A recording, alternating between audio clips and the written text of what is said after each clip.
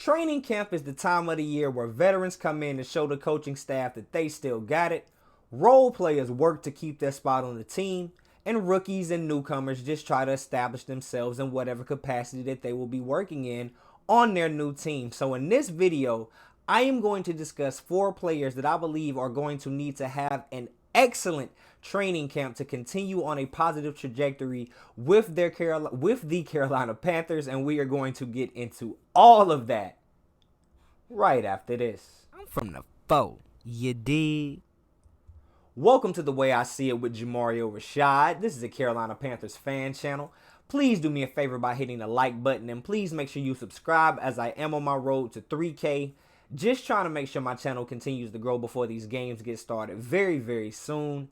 Now that that's out of the way, let's go ahead and get to the rest of the video. So as I mentioned, training camp is coming up very, very soon, and what that entails is there are going to be guys out there fighting for their lives, fighting for the livelihood of their families, and just fighting to keep their career alive. So I am here to discuss 4 guys that I believe need to have an excellent training camp to just keep their established spot on the roster, and to just establish themselves as somebody that deserves a little more grace. And as I mentioned grace, that brings me to our very first player that I want to discuss, and that is none other than 2nd-year wide receiver Jonathan Mingo, who was drafted in the 2nd round, 39th overall in last year's draft. And he comes to us essentially in his 2nd season as an afterthought. Somebody that, if you just look at the moves that the Carolina Panthers brass has made, this guy has not been in mind. And honestly, a lot of people have been down on this guy, and especially myself. I talked a lot of junk after games, after seeing what Jonathan Mingo was actually able to do after game during his rookie season. But as many people push to say that Bryce Young was a rookie and he deserves a little grace and a little time to develop and a little time to grow, I would say that Jonathan Mingo deserves that same grace and that same time.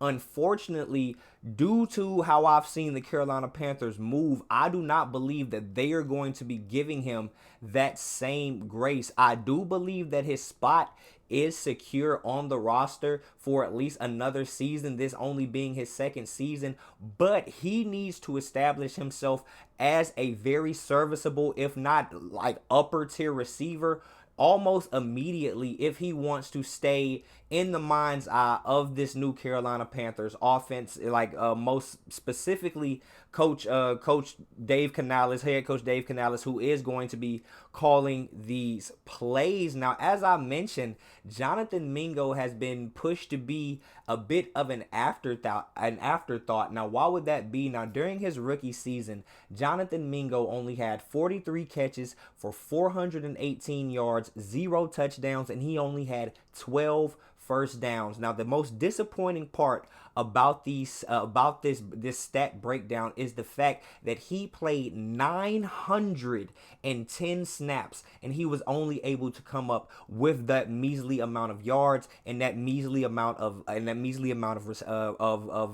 receptions overall. That's just putrid and not what you would want from somebody that was drafted just a few spots outside of the 1st round of last year's draft. That is the reason that many people, including myself, are very, very excited about the addition of Xavier Legette. So the part about Xavier Legette, aside from him just being drafted in general, is the fact that when Jonathan Mingo was drafted, the comparison that we constantly heard, which is probably only due or mostly due to the fact that they attended the same school, is we kept on hearing AJ Brown, big, physical, tough guy that's going to be able to put up a lot of yak yards after he catches the ball, and he's going to be serviceable immediately, and he has potential to be an upper tier, if not star level receiver in the future. Due to what we were forced to see Jonathan Jonathan Mingo put on film last season, many people, including myself, find it hard to believe that he will ever even scratch the ceiling near the, maybe not even the floor of what a receiver like A.J. Brown would ever be. But you have to look on the flip side and say, with us drafting Xavier Legette, a lot of those same comparisons are made about this player, or made about that player being Xavier Legette, and he was much more sought after in this year's draft, and he was a much more productive player in his final year of college. So a lot of people, including the Carolina Panthers, are more excited about what Jonathan Mingo, about what Xavier Legette, brings to the table more so than Jonathan Mingo, with the addition of Deontay Johnson, who is going to be extension eligible after this season. With all of these things being the case, with me, I assume that Adam Thielen is going to be out of the door after this season. Jonathan Mingo needs to establish himself, and he needs to establish himself quickly, or he will be forgotten about in the mind's eye of the Carolina Panthers, and we will be drafting another weapon highly in next year's draft to supplement this offense that hopefully will continue to help Bryce Young develop along. So now that we've discussed Jonathan Mingo rather long-windedly, honestly, I am going to move into the next player that we are going to talk about, and that is none other than somebody that has been even more of a disappointment, or was even more of a disappointment than Jonathan Mingo, that being edge rusher, linebacker, DN. I'm not really sure how we categorize him within this 3-4 Ejiro Evero defense, that being DJ Johnson. He was drafted in the 3rd round of last year's draft, 80th overall. He has been an absolute bust up until this point. He didn't show potential. He didn't show growth from game 1 to game 17. None of these things went down. This was one of the most head-scratching moves that the Carolina Panthers have made over the past few seasons, and with having to deal with the fact that Brian Burns is now a New York Giant, this guy potentially being a starter with the injury to newly acquired defensive end DJ Wonnum, it does not look very positive for what this Carolina Panthers defensive line and most likely this pass rush is going to look like next season. Now, DJ Johnson, in an entire season after being drafted in the top 100 picks of the NFL draft, only had 16 tackles, 0 sacks, and 1 tackle for loss. All of that in 13 games and 3 starts. And for context, he was out there whenever he was afforded the opportunity for 231% of the snaps. That is only 29% of the defensive snaps that he was eligible for in the games that he was activated in. He could not even barely crack the rotation as a rookie. And this guy was drafted as a 24-year-old project player that has only been playing the position, or had only been playing the position, for 1 season at that point. It is a disappointing pick, and this guy needs to show why he is worthy of that pick and why we are worthy of believing in him whatsoever. He needs to flash, he needs to show out, and we need to hear nothing but excellent things coming out of camp about DJ Johnson, because we did not adequately replace him neither in free agency or in the draft. But if he goes out there and he continues to look as bad as he did next season, we are not going to need to see a year 3. We're not going to need to debate on whether, if he has an option. No, he needs to be out the door after this season if he does not even look serviceable. And he looked worse than Yetur Gross-Matos, and that means something. Of course, that means a lot. So DJ Johnson needs to have an outstanding training camp, because by the time we're halfway through the season, this second-year player is going to be 26 years old, and by that time we will have seen enough. He will have had time enough to develop, and we will have a good enough idea of what he is. So DJ Johnson, this training camp is going to be extremely important for him. Best of luck to you. Do I believe that he is going to excel? Honestly, no. Do I hope that he does? Am I hoping that he does? Of course I am. So let's move on, because I don't want to pile on. Y'all know how bad DJ Johnson has been. So sticking to recent third round picks for my Carolina Panthers, we are now going to jump back to the offensive side of the ball and talk about fourth year tight end Tommy Tremble, a guy who has always flashed and shown that he has tremendous untapped potential, but the limitations of the offense, the quarterbacks that have been throwing him the ball, the play call, all of those things and all of those variables have not allowed for Tommy Tremble and the Tommy Tremble believers to see Tommy Tremble reach the heights that a lot of people believe that he can reach. So last season in 2023, Tommy Tremble had 23 catches for 194 yards, 3 touchdowns. He moved the chains 10 times, and this was in 554 snaps. Now, Tommy Tremble is somebody that I believe needs to have an excellent camp. And why is that? So this is coming into the final season of Tommy Tremble's contract, and similar to how I discussed Chuba Hubbard in a previous video, this is going to be the year that that Tommy Tremble is making more money than he has at any point in his career. His money in his contract this season is comparable to that of Ian Thomas. So no politics should play any role in determining who gets on the field. But even with him never being able to necessarily overtake Ian Thomas, who is somebody that myself and most Carolina Panthers fans want off the team like 2 years ago, Tommy Tremble does have to deal with the fact that the Carolina Panthers did in fact draft somebody in the 4th round in Jatavian Sanders that we do expect over the next couple of years to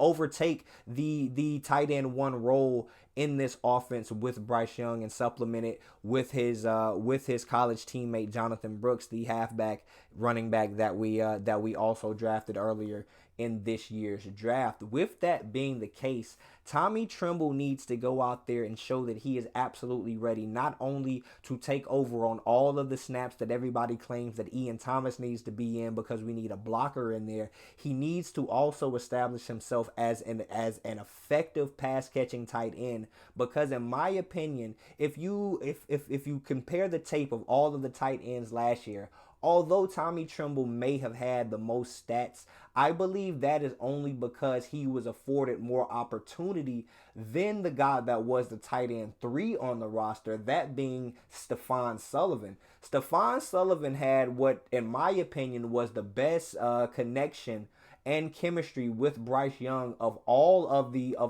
tight ends on the roster last year. Stephon Sullivan was always making a clutch catch for whatever relative clutch could be for a 2-15 team. Stephon Sullivan was always his name was always called at adequate situations, but he was not afforded the same amount of snaps and the same opportunity that Tommy Tremble got. So with that being the case, Tommy Tremble needs to show that he not only deserves more snaps than the new guy in Jatavian Sanders that the Carolina Panthers no doubt are going to want to validate why they drafted him in the 4th round. He's going to have to keep Ian Thomas, who for some sickening reason the Carolina Panthers love to put out there on the field. And he's also going to have to outplay a guy that, if you look on tape, in my opinion, should have been getting a lot more snaps than he did over the last couple of years, in Stephon Sullivan, who is the best pass-catching tight end on the roster, in my opinion. But Tommy Tremble is going to have to overcome all of those roadblocks and obstacles if he wants to be the tight end 1 in this upcoming season and be a building block for this new look offense and continue to grow alongside Bryce Young. So finally, we are going to move into the very last player that I want to discuss. And surprise, surprise, it is yet another pass catcher. That being Terrace Marshall Jr. returning for his 4th year, wide receiver, drafted I believe 83rd overall in the not 83rd. Terrace Marshall Jr. was drafted in the 2nd round highly. I forget exactly which pick, but Terrace Marshall Jr. was the 3rd leg of the wide receiver trio for the LSU Tigers, which many people consider to be one of the greatest college football teams of all time. You had Jamar Chase, Justin Jefferson, and you also had Terrace Marshall Jr. Well, unfortunately, Terrace Marshall has been an unmitigated disaster. Not solely due to his own doing. The Carolina Panthers have been a disappointing team since he's been in the league overall. But comparative to what people thought we were going to be able to get out of him, compared to his comrades and his contemporaries that we've seen him take the field with, he has been a disappointment. This is going to be his third coaching staff, and it seems as though every time we turn the page over to a new chapter, Terrace Marshall seems to become more and more of an afterthought. As I mentioned, we have guys like Jonathan Mingo that were drafted in the second round, similar to him, that were taken to replace him. Then we also brought in Xavier Legette in the first round of this year, and we also brought in Deontay Johnson in free agency. We signed a guy like Jalen Coker to a very exquisite undrafted free agent guaranteed deal. So you have to imagine that the Carolina Panthers brass are hoping that a guy like that can work out, and you can only carry so many wide receivers on the roster. In my opinion, Terrace Marshall Jr., with his size and his speed, if you look at what Coach Dave Canales was able to do with a guy like Chris Godwin when he was still with the Tampa Bay Buccaneers, if Terrace Marshall Jr. was ever able to somewhat even get to half of what we believe that his ceiling was to be, I believe that he could be a very good wide receiver. But for him to actually be able to earn that opportunity and to get in those situations, he would need to earn it in camp, show that he is better than these young guys that we have drafted over these last couple of years, and show that he is even in not even the young guys. He needs to show that he needs to be on the field at times over a 34-year-old receiver in Adam Thielen. He needs to go out there and show that the reason that you guys didn't trade me, if it wasn't that nobody wanted me last year, but the reason that you all kept me on this roster is because you believe in what you saw in tape when you drafted me. The scouting department has not had 100% turnover, and they still know what they know.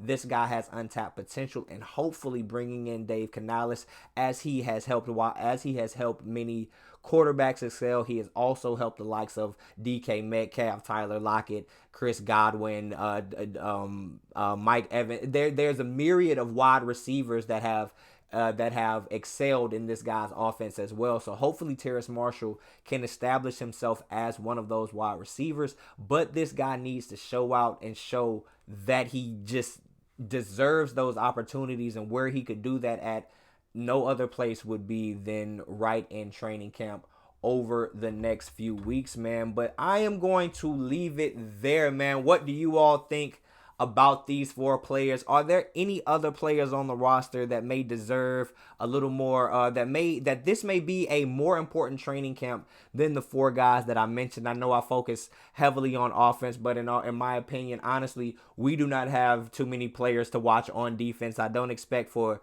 there to be many standout defensive players. I believe the scheme itself and Ejiro Evero is going to be the person that continues to get majority of the praise for this defense. So that is why I don't think that there needs to be, any necessary standouts. And I don't want to mention rookies. They need to just establish and get their feet wet in the league, period. So I don't want to say that, this rookie needs to do anything. So what do you all think? Are there any other guys, or what do you all think about the guys that I mentioned in this video, man? You all just make sure to leave your comments down in the comment section, and I'll be sure to get back with you then. But until next time, I am Jamario Rashad. This is the way I see it, and I'm out. Peace.